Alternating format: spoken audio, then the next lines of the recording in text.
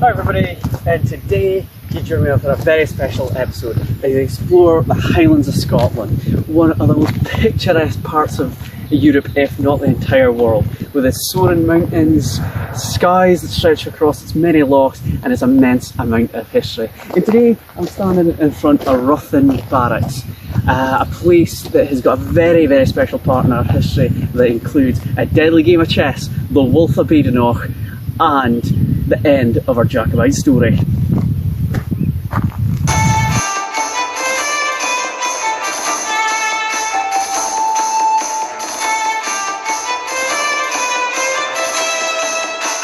Behind me you can see the almost perfectly proportioned mound in which the barracks proudly stands, said to be the leftovers of retreating glaciers at the end of the last ice age. And today the barracks proudly overlooks Kinusey, which was once a central access to the Cairngorms. But it wasn't always a barracks that stood upon here.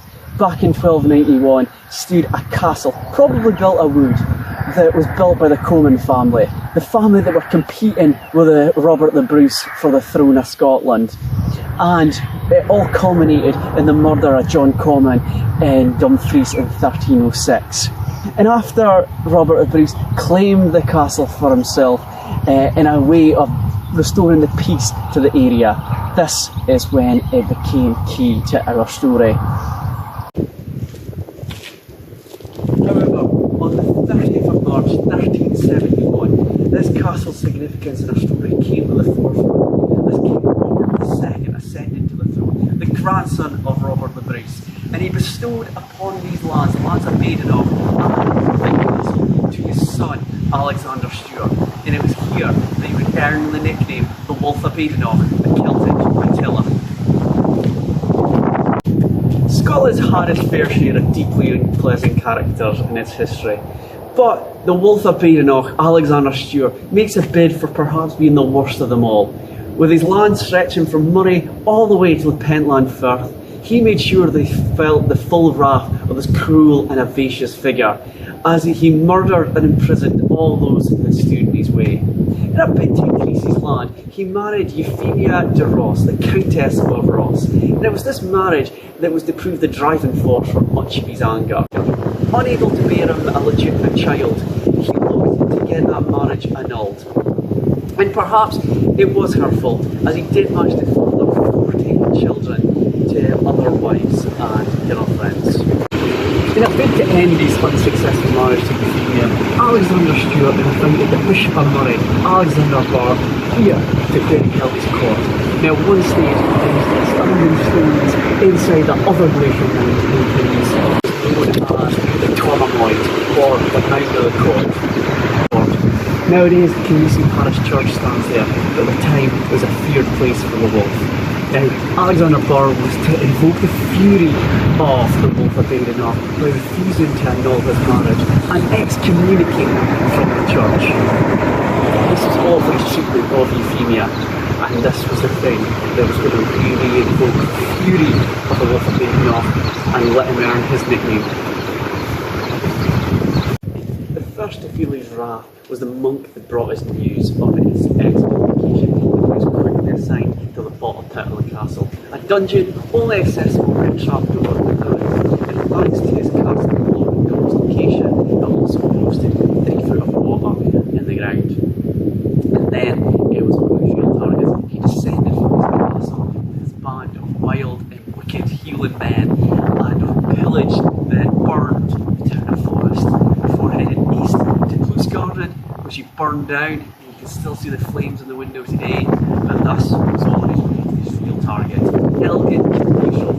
In Elgin, he burned out much of the town and destroyed perhaps one of the greatest cathedrals in Scotland at the time, known as the Lantern of the North, the second biggest in Scotland, and it was here that he got even with Bishop Moir. The destruction of Elgin Cathedral would have been felt throughout Christendom. Its importance to the religion is summarised by this quote by Bishop Barr, and to see it destroyed by the Wolf of Badenoch must have brought a tear to the eye of many Christians throughout the world. His brother, King Robert III, the new King of Scotland, forced the wolf to penance for his crimes before being allowed back into the church. Was this a power play by the wolf to try and ascend to the throne? Or was this just this It's hard to tell. I don't think anything's completely solid.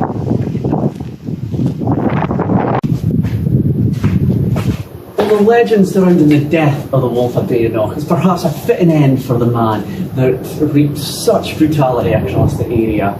It is said that one night a dark cloaked figure arrived at Ruthven Castle and challenged the wolf to a game of chess. They played all night, and apparently, on the sound of checkmate by the dark hooded figure, a massive storm was called upon the area of Badenoch. In the morning, the cloaked figure was gone, and all that remained was the wolf servants outside the castle walls, all killed by lightning. And inside, the wolf was at his banqueting hall, dead. The only thing that showed the signs of the lightning was the metal boot tacks having been blown out. Such are the perils of playing chess with the devil. And this was not where it all ended for him. On his funeral procession towards Dunkel's Cathedral, a massive storm was called once again.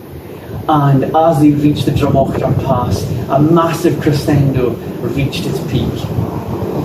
Only abated when they pulled the wolf to the back of a funeral procession to be able to make it all the way to Dunkel's Cathedral.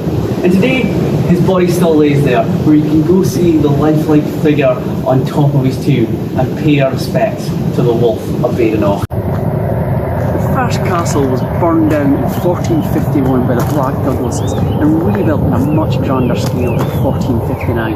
And it was still very much operational in 1689 as the first Jacobite rebellions took place. The year previous, William of Orange came across with his army and started the Glorious Revolution as he overthrew King James VII and II, the Catholic king, and replaced him with King William and his wife Mary, starting the first Protestant line. Almost immediately, the first Jacobite rebellion takes place, led by Viscount Dundee, who had very successful spells winning the Battle of Killiecrankie. And this castle suffered his wrath as he burned it down in the first of the Jacobite rebellions. However, an amnesty was offered to any of the clans who gave up and pledged their allegiance to the British Crown. However, that was a warning. The peace was short-lived, and in 1715, when King George I, the first Hanoverian, took the throne of Britain, the next Jacobite rebellion began. It was swiftly dealt with, but the government knew they could not allow another rebellion like this to take place, so they brought in heavy measures. The Disarmament Act of 1716 banned the Highland clansmen from having weapons, and they also decided tougher measures were required. They brought in 4 infantry barracks to ensure they had a military presence in these strongholds to shut down any future uprising, just like the barracks standing behind me today.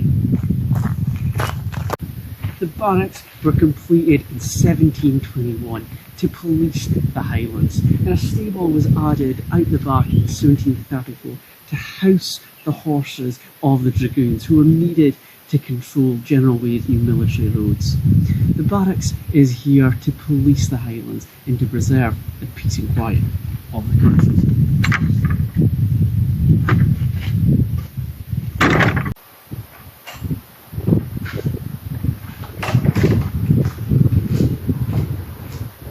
The two barracks face on each other into the open parade ground where the Red Coat armies would be drilled every day. Each barrack was built to house 60 men, with separate quarters upstairs for the senior officers. It was unlikely they would ever see 120 men here, but it was very important to preserve the Highland peace. Let's have a look inside.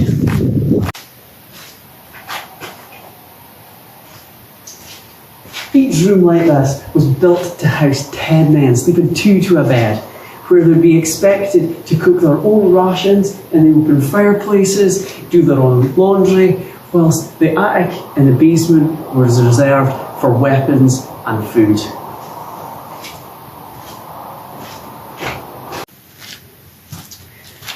And at the back, we find the bakehouse and brewhouse, where fresh bread was made every single day. And this is where the soldiers would draw their daily rations. However, they could always buy more if they were interested.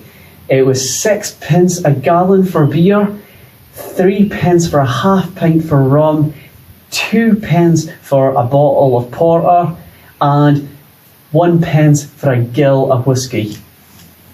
I'm going to see what I can go get. And behind me, you can see where the original position of the stairs up the parapets would have stood, where the soldiers would have climbed these stairs up into the parapets and fired their muskets. They would have either had to fire through these musket holes or stick their head over the parapet to fire. Any incoming soldiers would have been devastated with volley after volley of musket fire. When the final Jacobite uprising started in August 1745, this time led by Bonnie Prince Charlie, Ruthven Barracks' strategic position made it inevitable that it would feature in any sort of uprising. And with most of the troops here being sent up to Inverness to try and neutralise the Jacobite threat, they saw an opportunity to try and take the barracks. Equipped with 200 men, the Jacobites came to this very spot and tried to storm the barracks. However, Sergeant Malloy and only 12 redcoats were able to fight them off with the loss of only one man, who foolishly stuck his head too high above the parapet. The Jacobites didn't have the heavy artillery that was needed to try and take the barracks, and so on this point they were defeated.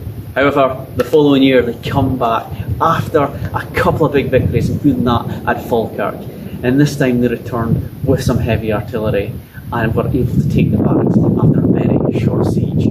The barracks were in the hands of the Jacobites. History was to have one final role in mind for Ruthven Barracks, and after the Jacobites' defeat at the Battle of Culloden on the 16th of April 1946, the remaining forces of the Jacobites, led by Lord George Murray, assembled here in Ruthven Barracks. As many as 3,000 men were said to have arrived here, ready for the next orders, ready to fight on. However, it was not to be, and on the 20th of April 1946, the message came from a broken and disheartened Bonnie Prince Charlie that the war was over. Let every man seek his own exit the best way he can. And as the troops left Ruthven Barracks, they set fire to it and burned it to the ground, ready to escape the government forces and go into hiding. The barracks was never rebuilt, and today you can see the remnants of a small piece of history right here in Badenoch. The government started to dismantle traditional Highland society. Clan chiefs were deprived of their power and clansmen of their weapons. Jacobite estates were seized by the crown, and the kilt and tartan were banned. For many, the ending of the traditional Gaelic culture meant a very insecure and increasingly bleak future. The Jacobite rebellions had shaken Britain to its core and could never be allowed to happen again, and the British government took steps to ensure this with the creation of the most incredible fortress in 18th century Britain, just a few miles up the road, the creation of Fort George.